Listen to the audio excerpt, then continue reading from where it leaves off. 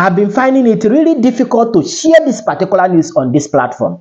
Not that I cannot post it, but immediately I hear this news, it dealt seriously with my mental health, and I cannot just stop thinking, how more wicked could people be in this planet Earth, especially this Falani Herdsman? How can you hold somebody hostage in her farm, took turn to sleep with her, and not just that, after doing that, you still have the evil mind to cut stick and put inside her? What is happening in this earth? What is going on? This is happening live in issues of local government. And harmful parts. Issues of the issues are we are going hungry. They are sleeping with our women. After sleeping with them, they will use stick under their victory, which is very bad. And when you want to get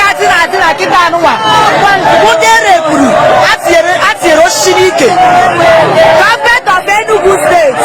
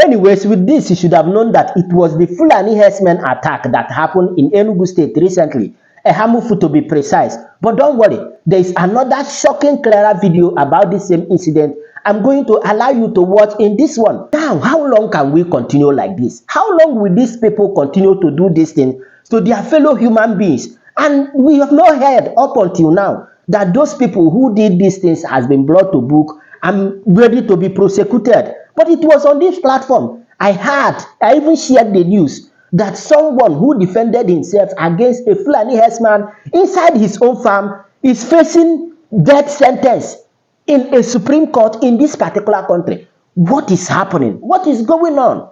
But nevertheless, let me allow you to listen to this clearer video I told you about concerning this particular incident. But as you are listening, make sure you are clicking on that share button and also subscribe in case if you have never done so for more updates. And after that, I'll be back.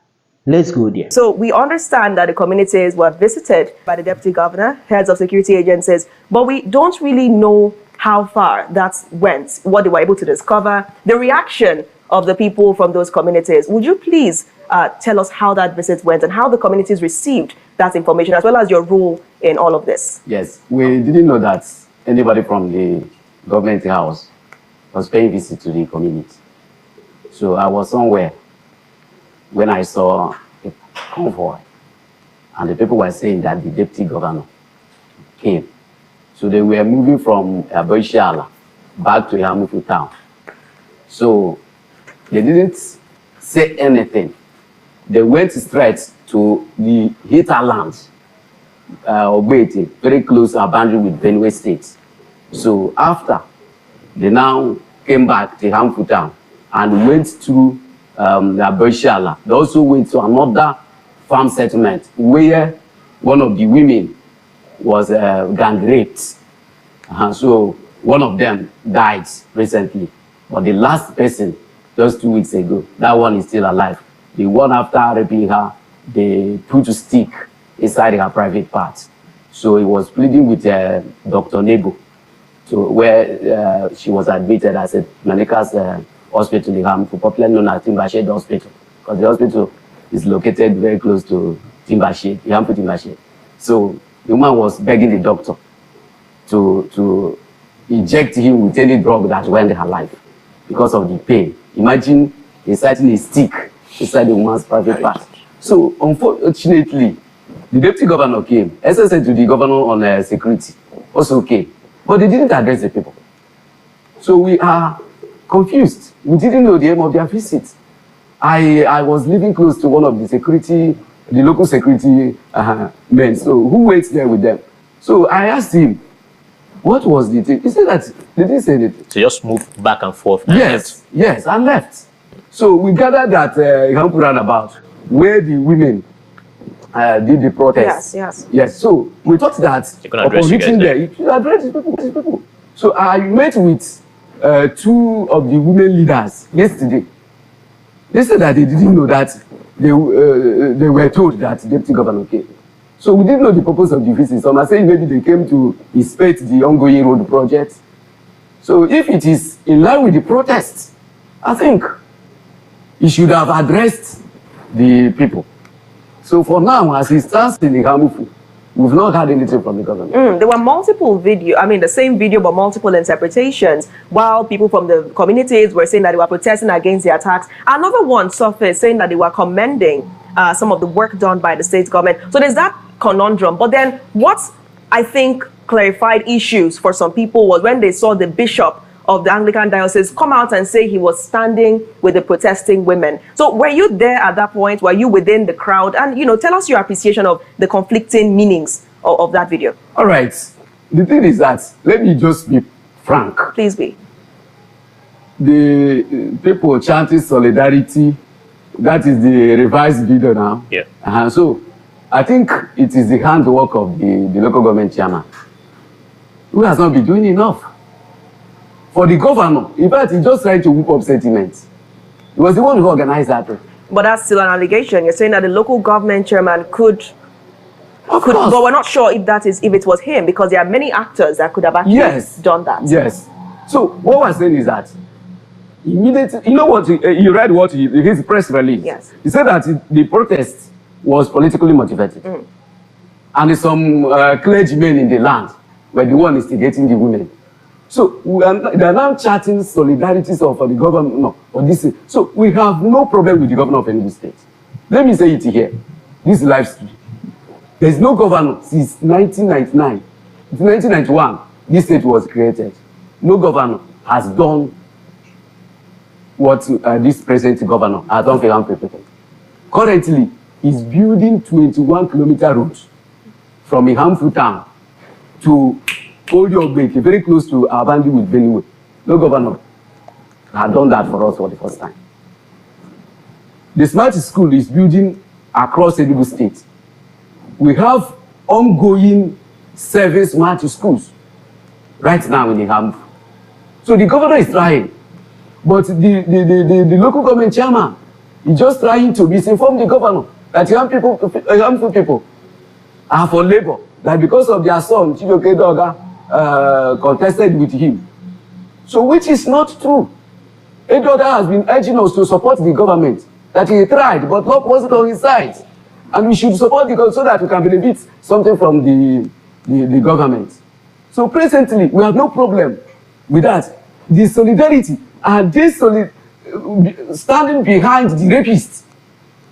Falani men gang raped a woman.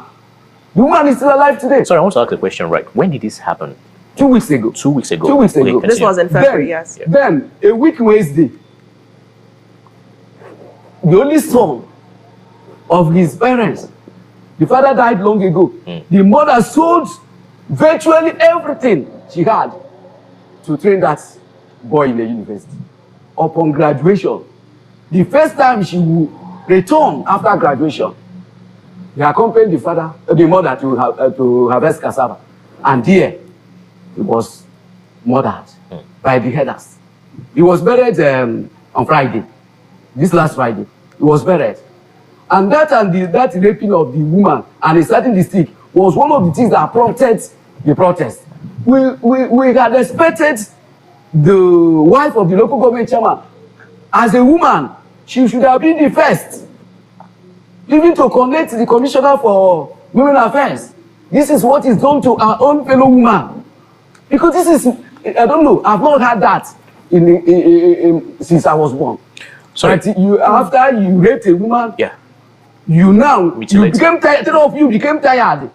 After resting, you go again. And at the end of the day, you now caught a stick and he sat inside the man. And somebody said that nothing happened. Gory. Let's look now straight to Dr. Simeon Ebachuku. I meant to understand, Dr. Simeon, are you with us?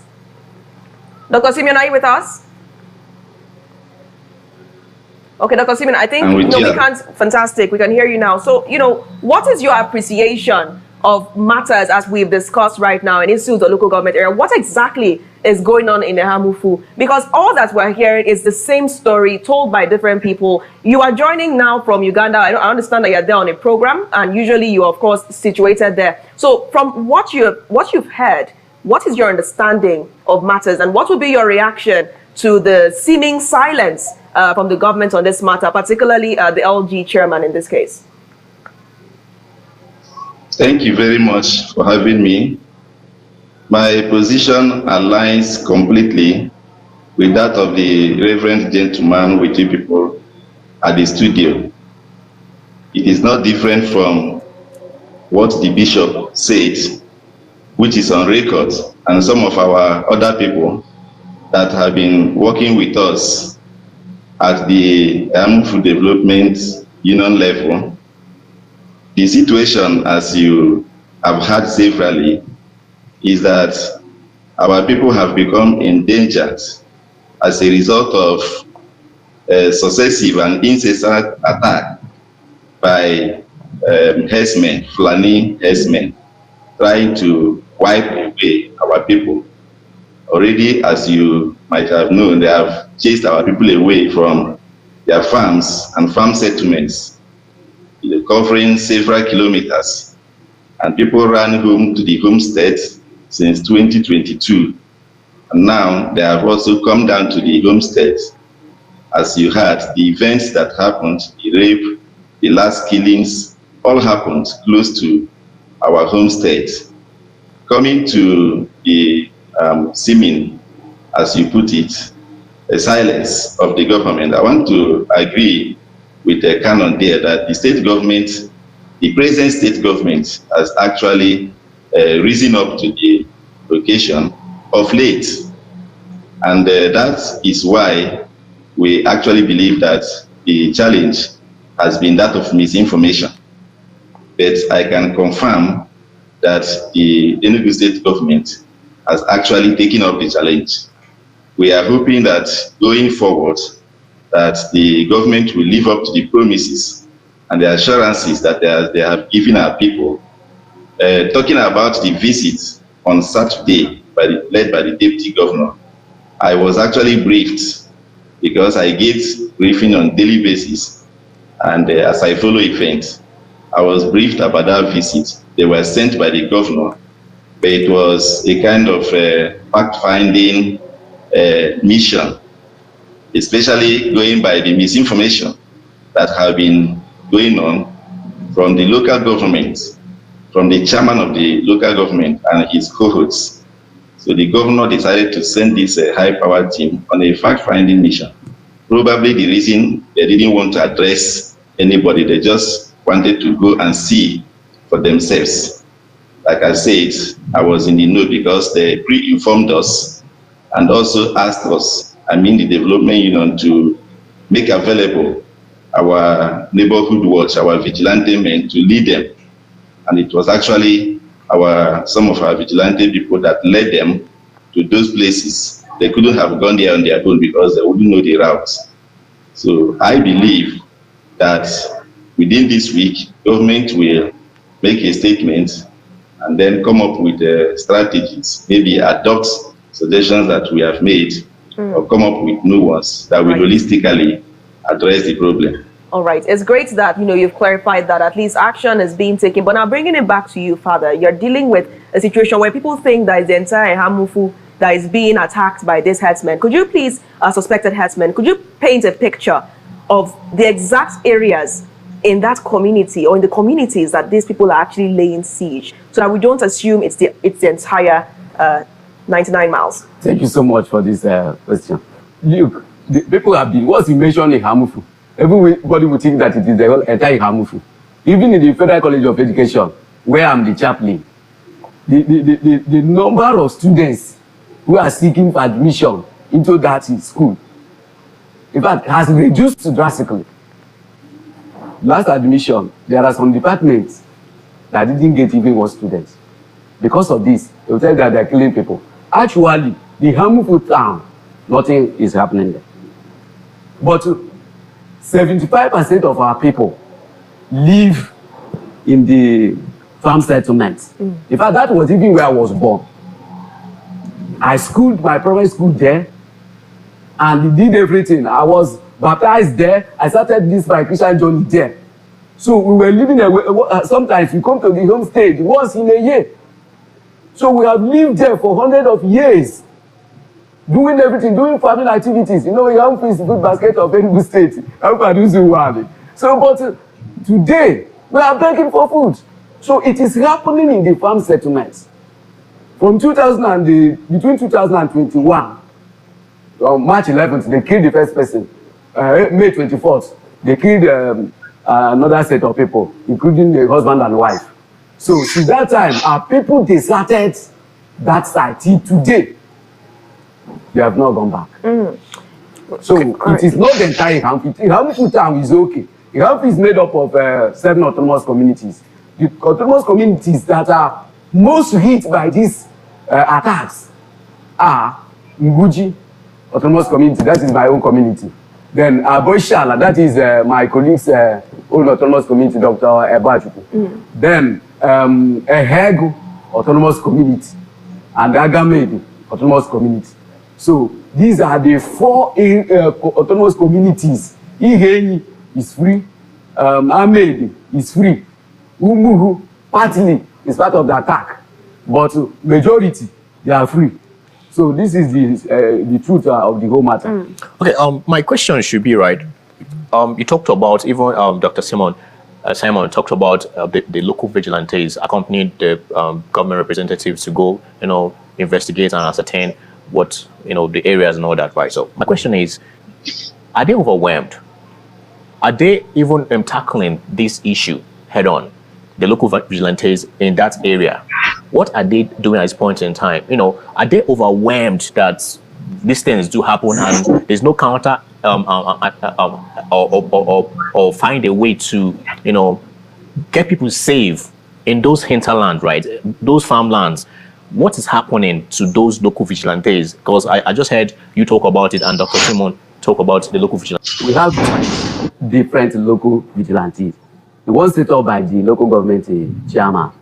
And since people have been pointing him as a having finger in the recent happenings, I'm not sure, but it's an allegation. So now people don't trust those security he set up. Why? Because they think they are protecting only his interest. Yes. They think that he who pays the piper takes it too. Then we have another one that was just recently one of our brothers by name Simon Obona registered the security outfit right there in Abuja, and he employed the 40 young men. But immediately they were inaugurated, the local government chairman termed them Eastern Security people. Okay. Then he arrested the executive, 5 of them. They stayed for over 2 weeks here in Enugu. It took the intervention of the governor, who mandated him to release those people. While I appreciate that we're speaking about the chairman, because he's not here, I would like us to focus on the issue till he's able to actually join and speak for himself, right? Okay. So I'd like us to just stay on the issue right now. So what I'm still thinking of is how this happens, how the attacks actually happen. Okay. Because one would say, if these particular settlements are being hit by herdsmen or suspected herdsmen, how do people still go there? Do they still go there to farm regardless? Or do these people encroach and then they attack and then the people go for good? So what I'm essentially asking is, if one of you can perhaps paint a picture, that maybe you, Father, can paint a picture of how these attacks actually happen.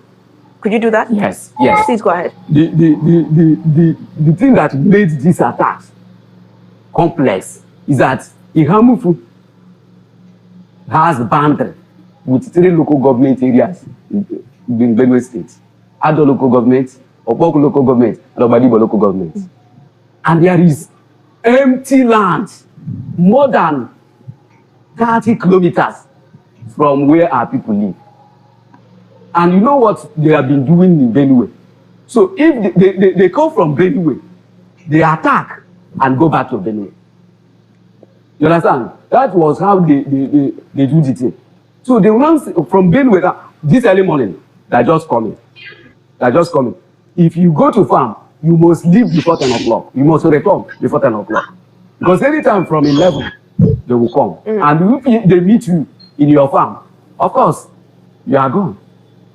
So that is what they do. All right. Until they, after chasing our people completely, they started settling. For instance, St. Paul's Church of Wait, where I was once a parish priest, they lived there.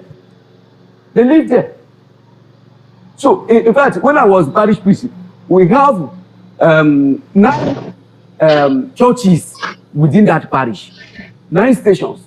But since 2021 to date, nobody has worshipped in any of those churches. Okay, Dr. Simeon, let's come back to you now, especially as we're looking at, you know, the gruesome picture of these attacks. And you're speaking about government initiatives, and I'm made to understand that somehow you've been receiving information or communication from them, at least through your union, the Ihamufu Federated Development Union. So could you just paint a picture of what the response has been over time, especially in collaboration with your union, what the government has done so far in that regard that you are aware of? Thank you very much. Do you mean this present government or successive governments? Yes, this present government. Okay. Before I go into that, I want to clarify something regarding the last question that you posed to Canon regarding the issue of the vigilante people, whether they were overwhelmed. The fact is that the extent of attack currently is not something that vigilante people can confront on their own. That is why we are calling on the government to bring in the regular security, the army, the police, to flush these people. Vigilante does not have the kind of ammunition that can confront people with AK-47, people coming with the RPG, people coming with all kinds of sophisticated arms. In 2022, these people hired over 500 mercenaries, terrorists, from outside the country, and it is on record, from Niger, from Cameroon, from Chad, and other places, and unleashed them on our people, all heavily armed. So it is not something that local vigilante people can manage. Local vigilante people will come in after the government, using the military and police, has decisively dealt with the situation. Then vigilante can come in to ensure that they do not come back, or alert government whenever they see them trying to come back. All right. Now So let's head to the developments. Yes. What progress has been made? What was the response over time? What this government has done, following our suggestion, because over time since 2022, we had so many meetings with government, with even the owners of the herds, through the mediation of the state government, trying to see how we can use dialogue to solve the problem. So over time, through recommendations from even government, that we need to have a very strong vigilante to help with the situation. EFD, Harmful People, now decided to have a central vigilante, since the local government was not willing to do that at that time. So this state government helped us by registering that vigilante. We couldn't have come into existence if the state government did not support it through the commissioner in charge of neighborhoods. This neighborhood was established in September 2024. That's last year. The commissioner came and inaugurated them, and with the sole aim of helping with this Falani issue, and also kidnapping that became incessant along Kalagwe Hamufu, and the Hamufu came, and then to Mero. Now, this vigilante has worked by curbing kidnapping, it is now this Falani thing. I want to also say that the state government supported at that point of inauguration by donating 2 motorcycles to that our vigilante group. The state government, through the governor, has also started enrolling about 20 members of that vigilante group from January this year. The state government has also provided some form of training using the, okay, let me not name the security agents because I'm not sure if I'm permitted, but the state government has facilitated that training of these vigilante people, profiling them also so that they will stay on course and not engage on things that are not within their jurisdiction. So that is so far what the state government has done with promises to do more. For instance, we want the state government to increase the number of people on payroll to 100 or 150, given the vast nature of these our farmlands. Because our idea actually is to have a daily surveillance, if not 24/7, of vigilante on across these our farmlands. We also want government to help us with the security equipment. We want to install CCTV cameras inside the farms at strategic locations. Now, we also want government to help us with providing a means of mobility like motorcycles to these our vigilante. Why am I saying this? Because over time, we have reached a kind of truce with some of these head owners where they agreed to pull away. Look at the point. Now, what do you think is the appropriate means to tackle this particular bad behavior from the Falani herders? And don't even talk about ranching, because it is never going to stop this particular incident in as much as there is no serious repercussion either from the security agency or from the government against the herders. I don't think it's going to end any moment soon. No. But nevertheless, let me allow you to share your thoughts with me on the comment section. And of course, you know the vibe now. Click on that subscribe button, follow, and share for more updates. Because like this, we move.